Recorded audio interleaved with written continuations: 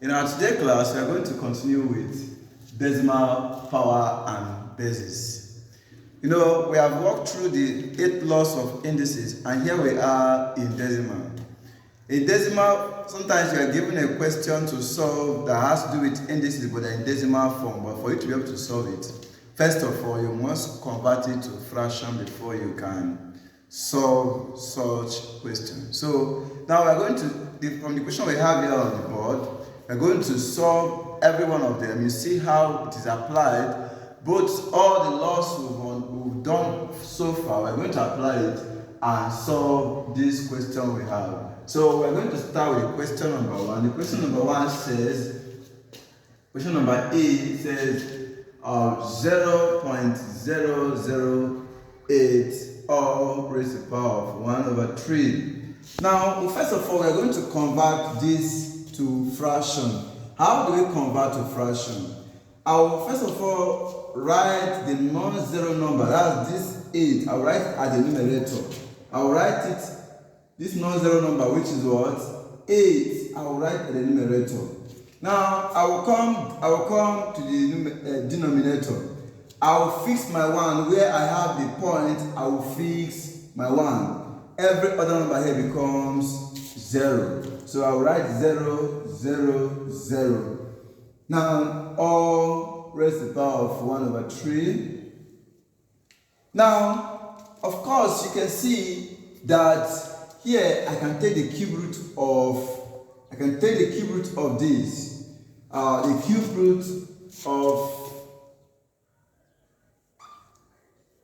root of 8 and the cube root of 1000. The cube root of 8, what number can we multiply 3 times to give us 8? And that is 2. What number can we multiply 3 times in order to give us 1000? That's 10 times 10 times 10. That will give us 10. Now, if you look at it, you can agree with me that something is still common. 2 can divide itself to give us 1. 2 can divide 10 to give us 5. And our answer will be 1 divided by 5. That is the answer. We are going to continue with the second question. The second question said 0.25 all raised to the power of -2. Of course, the same way we did the first one, the same way we are going to do this one. But here, first of all, I'm going to respect the negative index, which then give us 1 divided by 0.25 all raised to the power of 2. Now, what I have here is still decimal. I need to change it to fraction, which I'll have it as 1 divided by 25 all over 100 all raised to the power of 2. Now, if you look at here, you can see that there's something common here. 25 can divide itself to give us 1, and 25 divided 100 will give us 4 all raised to the power of 2. All raised to the power of 2. Now, which is equal to, now here we can write it as 1 divided by 1 raised to the power of 2 and 4 raised to the power of 2. Okay? So, you see that this here we have 1 divided by 1 raised to the power of 2 is 1. 2 raised to the power, 4 raised to the power of 2 is 16, which is equal to 1 divided by 1 over 16, which is equal to, you can change this place to fraction, to multiplication. So if I want to get multiplication, you see that the numerator will go to denominator and denominator will go to numerator. Here we'll have 1 times 16 divided by 1. So 1 times 16 will give us 16. And 1 times 1 will give us 1. So here we'll have equal to 16. That is the answer. So question number 3, here we have 32 raised to the power of 0.2. Someone will be asking, how can we solve this kind of question? What you need to do, the power, you need to change it to fraction. Change the power to fraction. Now, here we will write as 32 raised to the power of, here we have 0.2. 0.2.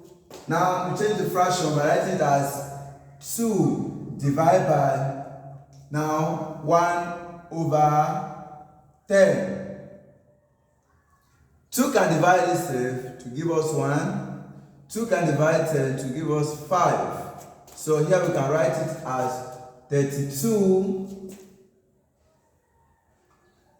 raised to the power of 1 divided by 5. Now we have 32. We can take the fifth root of this 32. The fifth root of 32. Fifth root of 32. Now, what can we multiply 5 times to give us 32? And that is, if you have 2 times 2 times 2 times 2, that will give us 32. So, fifth root of 32 will give us equal to 2. That is our answer. Yeah. Now, the last question, 0.064 or raised to the power of 1 over 3. Of course, we'll still respect the minus again, that is negative index. Write it as 0.064 or raised to the power of 1 over 3. So we write it as 1 divided by 0.064 or raised to the power of 1 over 3.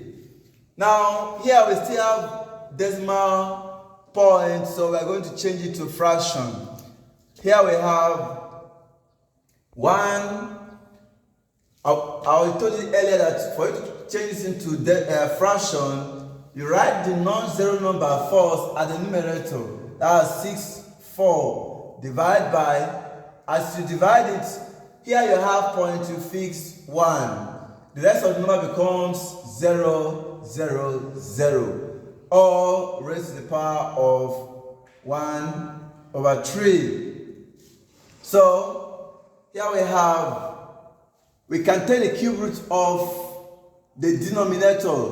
Here, 1 all over the cube root of 64 divided by 1000. Now, what number can I multiply 3 times to give me 16? To give me 64. What number can I multiply 3 times to give me 64? That will be 4. If I multiply 4 into 3 places, it will give me 64. Now, I have 1000 at the denominator. What number can I multiply 3 times to give me 1000? And that is 10. So, here we'll have it with 1 divided by 4 over 10.